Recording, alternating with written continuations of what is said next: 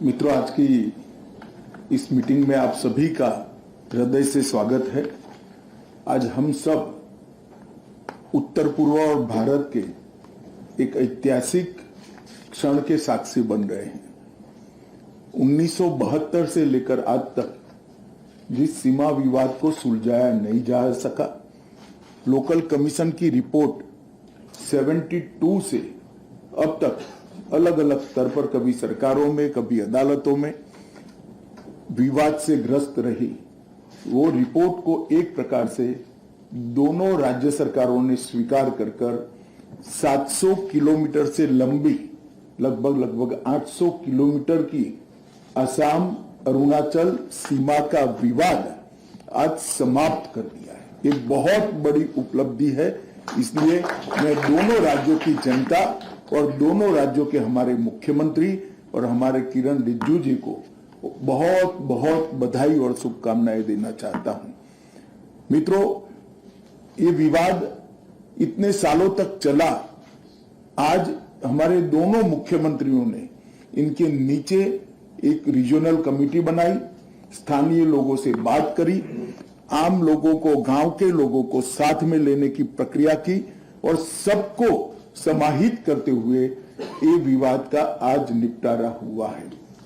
मोदी जी के विकसित north east, Modi ji के शांत नॉर्थ ईस्ट और मोदी जी के विवाद के बगैर के विवाद मुक्त नॉर्थ ईस्ट का ये जो स्वप्न है, इसका एक महत्वपूर्ण मील का पत्थर आज हम पार कर चुके हैं।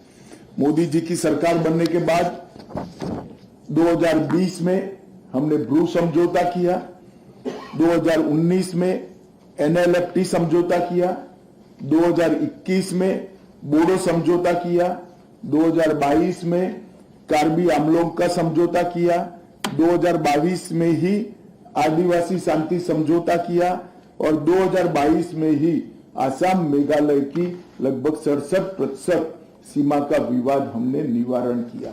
और आज 2023 में ये 800 किलोमीटर लंबी असम अरुणाचल बॉर्डर, 700 और 800 किलोमीटर के बीच में कोई निश्चित क्षेत्र होगा, ये इतने लंबे सीमा विवाद को आज निपटारा हुआ है। मैं मानता हूं पूरे नॉर्थ ईस्ट के लिए ये बहुत बड़ा शुभ लक्षण है। ये सारे समझौते, ये सारे विवादों के समाधान, ये सारे हथियारी ग्रुपों के सरेंडर होने का परिणाम क्या है? 8000 से ज्यादा युवा हथियार छोड़कर आज मेन स्ट्रीम में आ चुका है और समग्र क्षेत्र का इन टोटो विकास हुआ है।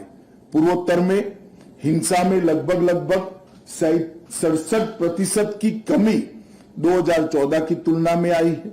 सुरक्षा बलों के मृत्यु में 60% की कमी आई है और नागरिकों की मृत्यु में 83% की कमी आई है। मैं मानता हूं कि एक बहुत बड़ी उपलब्धि नरेंद्र मोदी शासन की नॉर्थ ईस्ट के लिए है। जहां तक अब सफा का सवाल आता है, असम में 70% क्षेत्र अब सफा से मुक्त हो चुका है। मणिपुर के 6 जिलों के 15 पुलिस स्टेशन को हमने अब सफा के बाहर कर दिया है। अरुणाचल प्रदेश में सिर्फ 3 जिलों में अब सफा बचा है। नागालैंड के 7 जिलों से अपसपा हटाया गया है और त्रिपुरा और मेघालय पूरे अपसपा मुक्त क्षेत्र बन चुके हैं। और पूरे नॉर्थ ईस्ट के अंदर इंफ्रास्ट्रक्चर का विकास हो, औद्योगिक निवेश का विकास हो या सीमांत गांवों के विकास को हो या सीमा पर इंफ्रास्ट्रक्चर का विकास हो, हर क्षेत्र के अंदर चौतरफा विकास दिख रहा है और आज नॉर्थ ईस्ट प्रगति के रास्ते पर है। मोदी जी ने स्वयं 50 बार से ज्यादा बार नॉर्थ ईस्ट की मुलाकात की, अनेक लोगों के साथ संवाद स्थापित किया। नॉर्थ ईस्ट की भाषाएं, नॉर्थ ईस्ट की संस्कृति और नॉर्थ ईस्ट के साहित्य को मोदी जी स्वयं बढ़ावा देते हैं। अभी बिहू के रिकॉर्ड ब्रेक करने वाले नृत्य के साक्षी बनकर मोदी जी ने बिहू नृत्य को पूरे विश्व के अंदर, बिहू के उत्सव को और बिहू के नृत्य को, दोनों को पूरे विश्व के अंदर प्रसिद्ध करने में बहुत बड़ी भूमिका अदा की है। मेरा मानना है कि आजादी के बाद जो तुरंत करने जैसा काम था, आज आजादी के 75वें साल में हो रहा है। इसका मुझे इस मंत्रालय के मंत्री नाते बहुत बहुत आनंद है। मैं किरण रिजिजू जी, प्रेमा खांडू जी और हेमंत विश्व शर्मा और आसाम के हमारे असम गण परिषद और भारतीय जनता पार्टी से आए हुए सारे साथियों को बहुत बहुत बधाई और शुभकामनाएं देना चाहता हूं। और अंत में मोदी जी के नेतृत्व की भारत सरकार की ओर से ये दोनों राज्यों की जनता को भी बहुत बहुत शुभकामनाएं देना चाहता हूं। ये निश्चित ही दोनों राज्यों की जनता के लिए शुभांकर साबित होगा। ये समझौता और विकास के नए द्वार खोलेगा, इसका मुझे विश्वास है। फिर से एक बार सभी को शुभकामनाएं और सभी का भारत सरकार के गृह मंत्रालय की ओर से, हमारे प्रधानमंत्री जी की ओर से बहुत बहुत धन्यवाद मैं ज्ञापित करना चाहता हूं। नमस्कार। चलिए सर, एक फूल पकड़ के फोटो खींच लेते हैं।